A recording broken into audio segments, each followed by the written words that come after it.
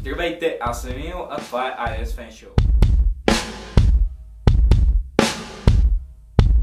2015 е вече тук и много от нас си дадоха новогодишни обещания, които най-вероятно няма да спазим.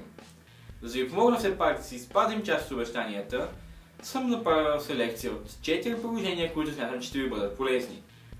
Първото приложение, с което ще започнем, е Swordkit Lite.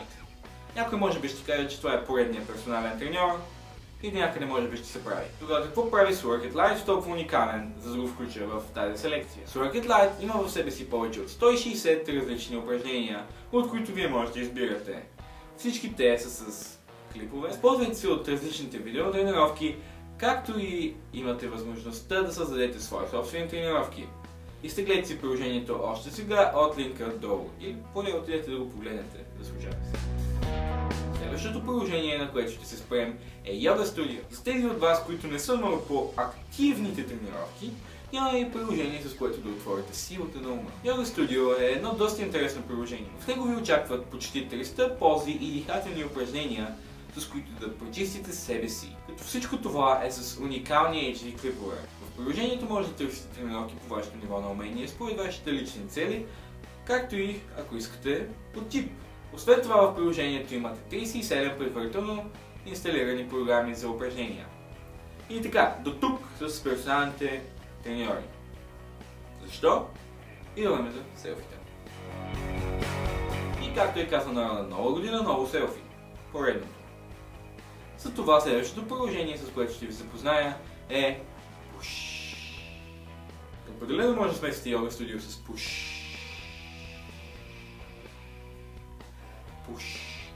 Да, стига. Това не е поредната камера, с която да се снимате. Въпреки че определено трябва да направя епизод за това, някога по-нататък. Това е приложение, което ви позволява след всяка ваша тренировка да се снимате и така след известно време да видите на практика какво сте постигнали. И ако сте малко по-сериозни, ще постигнете доста. Може да правите сравнения преди сега, както и преди след това, малко по-насам в бъдещето и сега. Не знам на кого би му било нужно цялото това време, но да, просто преди сега. Та накратко това е Push. Последното приложение за днес, с което ще ви запозная, е Argus. И определено няма абсолютно нищо общо с бирата, което носи всички име. И така, какво е Argus? Argus е поредният лайфтракър на пазара. Биха казали някой. Аз не съм от тях. От почти година го използвам и съм уникално доволен. Argus е лайфтракър, но всъщност той е доста повече от това. Освен функцията на кръчкомера, която вече има почти всеки нормален телефон, Argus притежава още няколко интересни функции, които го правят толкова специален, за да го включат сега в тези 4 приложения за 2015. Argus има функция за автоматично засичане на бягане. Също така може да включите каране на велосипед, боксиране и всякакви други дейности. Йога? Да, сигурно. Ако използвате Yoga Studio и в същото време искате да отчетете колко калории ще изгорите чрез йогата, пуснете Argus. В Argus може да пуснете Yoga Mode и да си отчетете колко калории ще изгорите.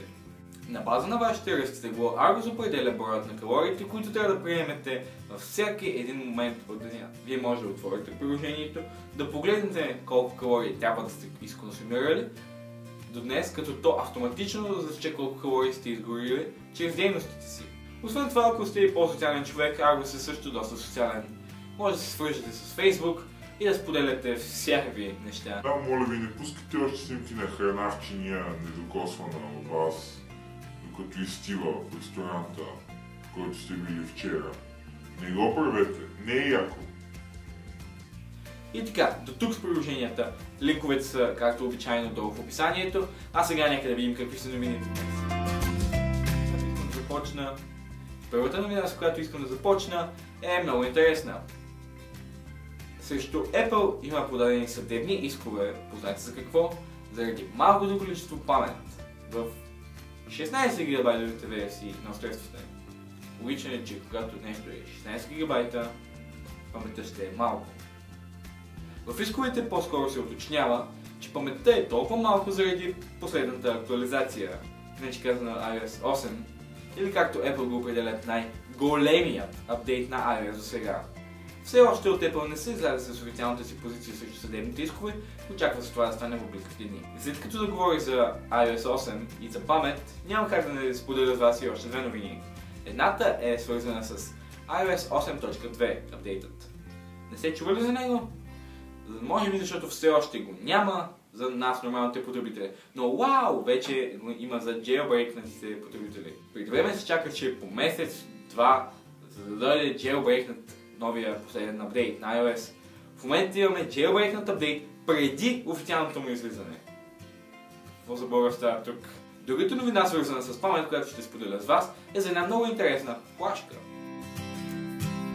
Флашките за мобилни устройства определено не са нещо ново и обикновено не са много малки, което не е особено удобно. Да. Имате красив телефон. И една стърчаща флашка от него. Край на това. Защо? Защото от Leaf ни предлагат едно много интересно решение, а именно Leaf iBridge. Това е флашка с доста нестандартна форма, на практика буквата J.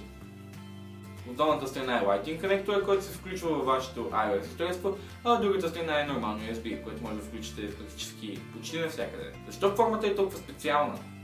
Защото на практика, макар все пак да е видимо, че имате флашка, свързана към вашето устройство, тя не е толкова дразнеща, колкото едно и такова парче метал, стърчащо от... Да. Мисля, че схванахте.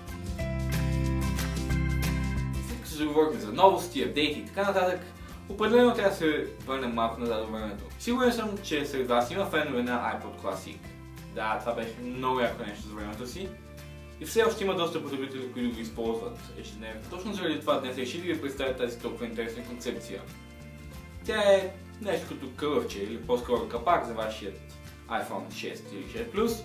След поставянето си, напомням, това е само концепция, след поставянето си върху вашето мобилно устройство, тя автоматично смалява размера на екрана му, така че да пасва.